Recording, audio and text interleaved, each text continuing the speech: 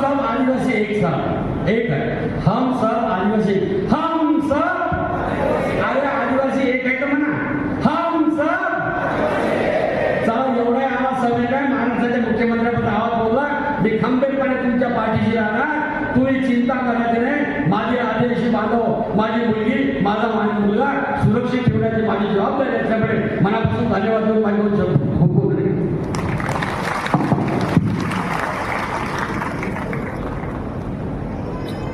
धन्यवाद साहेब. जोरदार माननीय मंत्री महोदयांसाठी झालं पाहिजे. मी सन्माननीय आमदार नितीन पवार साहेब यांचे देखील या निमित्तानं मी विशेष आभार मानतो. माननीय माजी राज्यमंत्री माननीय डॉक्टर भारतीताई पवार यांचे देखील या निमित्तानं मी विशेष आभार मानतो. बांगरेताईंनी उत्कृष्ट असं मार्गदर्शन केलं, त्यांचे विशेष आभार मानतो.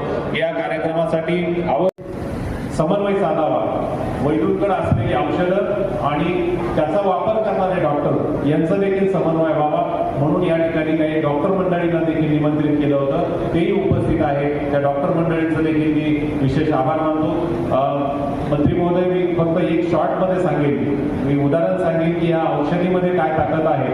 माझ्या एका मित्राची मुलगी हरकिसन दास रिलायन्सला ऍडमिट होती. खूप मोठ्या प्रमाणावर म्हणजे जवळपास 21 दिवस तिच्यावरती उपचार केले, पण तिचं डायग्नोज होत नव्हतं. तिचं काय कारण आहे ते याचं त्या व्यक्तीचं नाव सांगणार नाही, परंतु वैद्यूंच्या उपचार पद्धतीमध्ये काय ताकद आहे की ज्या रिलायन्समध्ये 15 लाख 20 लाख रुपयाचं 21 दिवसामध्ये बिल झालं, त्या हॉस्पिटलमध्ये उपचार झाला, निदान झालं, पण उपाय नाही मिळाला.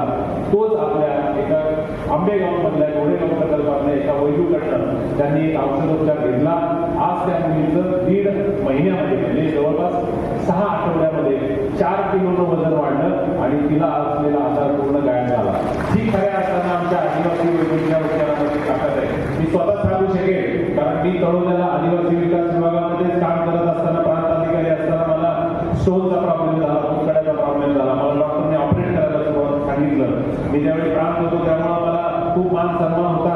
एक आदिवासी वैद्य मला भेटले, ते मला म्हणजे सर तुम्ही काय ऑपरेट करू नका, मी खात्री देतो की मी तुमचं 15 ते 3 आठवड्यामध्ये तो 6 ml चा कडा डिझॉल्व्ह करून दाखवेल. आणि सर खरंच ते मला त्या आदिवासीने जे औषध दिलं, त्या औषधाच्या भरोश्यावर माझा तो स्टोन होता तो डिझॉल्व्ह झाला. मी त्याच्यावरती ऑपरेट केलं नाही. म्हणजे आमच्या आदिवासी वैद्य ताकद आहे. आता याच्यात प्रश्न फक्त एवढाच आहे की आदिवासी वैद्यूंकडे असलेली उपचार पद्धती आणि आदिवासी डॉक्टर आयुर्वेदिक डॉक्टर यांचा जर समन्वय झाला तर यांना जर मार्केट उपलब्ध करून दिलं तर हीच आमची औषधं, हीच आमच्या रोजगाराचं साधन करू शकतो.